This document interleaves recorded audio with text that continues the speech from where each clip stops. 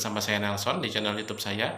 Ya, jadi di kesempatan kali ini saya akan membahas, mungkin banyak teman-teman yang bertanya kepada saya ya melalui Japri, bolehkah penderita asam lambung itu untuk berpuasa?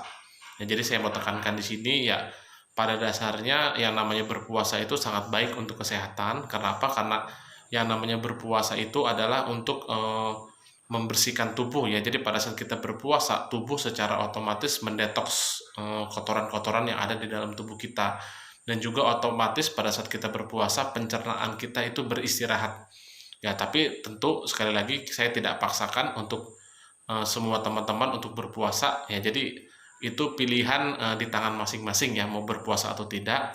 Tapi yang saya mau jelaskan sedikit di sini mengenai apakah semua jenis asam lambung itu, penyakit asam lambung atau MAH itu aman untuk berpuasa. Ya, jadi intinya begini, ada beberapa penderita asam lambung yang mengalami obesitas ya. Jadi seseorang ini menderita asam lambung ini pada dasarnya karena kelebihan berat badan atau karena obesitas. Nah, kalau untuk penyakit GERD ya atau yang diakibatkan karena kelebihan berat badan, itu malahan saya anjurkan sangat baik untuk berpuasa ya. Jadi bagi yang sensasinya sering sesak napas, perut terasa begah, perut terasa kembung, itu sangat baik untuk berpuasa. Kenapa? Karena kenapa bisa perut terasa begah dan kembung itu karena kelebihan gas. Yang kelebihan gas itu kenapa bisa terjadi? Karena banyak bekas-bekas makanan yang sudah lama tidak dicerna dengan baik, akhirnya menimbulkan fermentasi dan akhirnya menimbulkan gas. Nah, dengan berpuasa, jadi si usus ini mendetoks dirinya sendiri secara otomatis untuk mengeluarkan sisa-sisa makanan. Ya, jadi untuk bagi teman-teman yang punya keluhan perut kembung, perut terasa penuh, sesak napas, ya sangat dianjurkan, dan juga tentunya yang kelebihan berat badan sangat dianjurkan untuk berpuasa. Ini momen yang baik selain untuk ibadah dan juga untuk membantu penyakit teman-teman.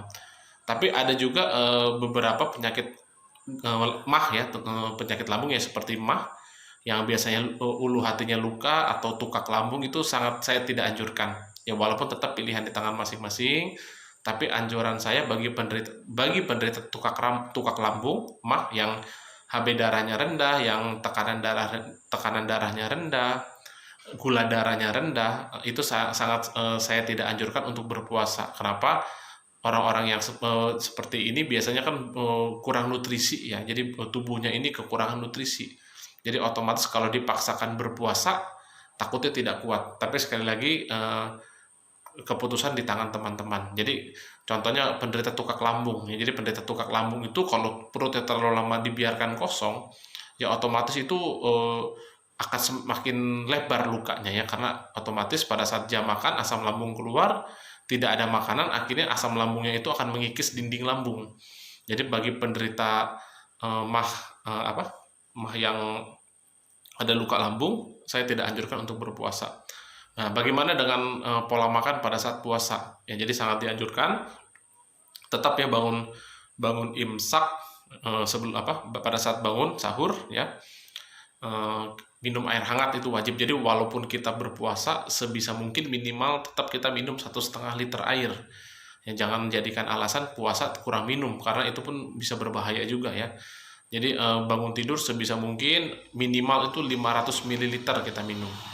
Jadi kalau bagi yang arang aktif ya, yang mengkonsumsi arang aktif, nah itu bangun sahur itu, pas bangun sahur itu langsung kita minum arang aktif ya, dengan air 500 ml, 1 liter lebih baik. Nah, 1 jam kemudian ya baru kita makan seperti biasa. Nah, bagaimana pola makan pada saat puasa ya? Pada dasarnya sama saja. Ya, penderita asam lambung tentunya harus memantang jenis-jenis makanan seperti makanan yang bersantan, makanan yang berminyak, yang goreng-goreng, pedas itu tetap harus dihindari. Ya, sebisa mungkin itu untuk membantu penambah nutrisi itu bisa dengan lebih banyak mengkonsumsi madu ya. Jadi pada saat sahur itu bisa dibantu dengan madu atau kurma, lauk pauk ya seperti biasa, sayur, tempe tahu ya, seperti biasa aja, seperti menu di hari-hari biasa. Nah, terus setelah itu sebelum imsak ya kita bisa minum air putih lagi, kalau bisa ya 0,5 liter. Nah, seperti itu. Jadi sudah defisit air itu ya tinggal 500 ml lagi dalam hari itu. Nah, pada saat buka puasa ya sangat dianjurkan itu minum air putih ya, minum air putih hangat ya. Kalau memang Mau yang manis jangan air gula putih ya, itu bisa makin asam lambungnya makin naik. Jadi dianjurkan kalau mau yang manis bisa air madu ya, atau sari kurma dicampur dengan air itu boleh, asalkan jangan air gula putih teman-teman. Jadi itu akan memperparah kondisi lambung kalian ya. Jadi habis itu ya biasa sholat ya, kira-kira setelah itu bisa kita makan makan malamnya itu secukupnya aja. Nah itu bisa jangan lupa makan buah teman-teman. Jadi sebisa mungkin makan sayurnya itu pada saat sahur ya, pada saat berbukanya itu sebisa mungkin harus ada buah ya. Jadi sayur dan buah tidak dimakan di jam makan yang bersamaan ya. Hati-hati teman-teman, jangan terpancing untuk makanan-makanan enak ya pada saat bulan Ramadan ini. Contoh es-es, jenis-jenis es, daging-dagingan, opor, biasanya kita terpancing untuk makan makanan enak ya. Hati-hati, bulan Ramadan ini bukan waktunya kita untuk memuaskan selera, malahan kita harus mengendalikan selera. Jangan kita berpuasa sudah 12 jam, setelah itu kita berbuka dengan kalap.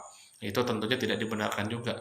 Ya, olahraga pun bisa teman-teman lakukan 30 menit ya, misalkan jam 6 pagi, jam 5 subuh boleh 30 menit, atau kalau tidak kuat ya secukupnya aja jalan pagi. Jangan olahraga berat karena selain mengganggu lambung tentunya akan menguras tenaga ya. Dan juga jangan lupa juga tetap tidur. Jadi walaupun puasa bukan berarti selama siang itu kita tidur terus. Itu pun mengganggu, biasanya merangsang asam lambung untuk naik ya. Boleh istirahat tapi jangan sampai seharian puasa itu kita tidur. Ya minum air aktifnya bisa pada saat bangun sahur dan juga sebelum tidur. Nah itu bisa diminum 2 kali sehari, sangat membantu sekali karena pada saat puasa air aktif kan sifatnya mengikat atau menyerap gas. Nah jadi pada saat kelebihan asam lambungnya itu berlebihan, nah itu akan diikat oleh asam lambung.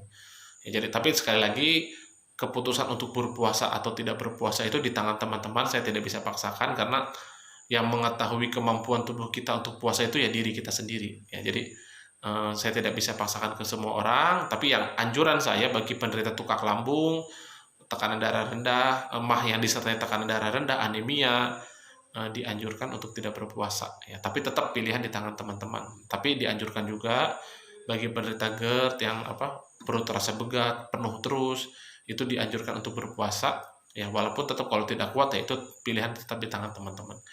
Oke, mungkin dari saya sampai sini dulu untuk saat ini. Bagi teman-teman yang supaya channel ini terus berkembang, bisa bantu subscribe, bisa bantu share, dan juga bisa bantu tombol like-nya. Oke, makasih teman-teman.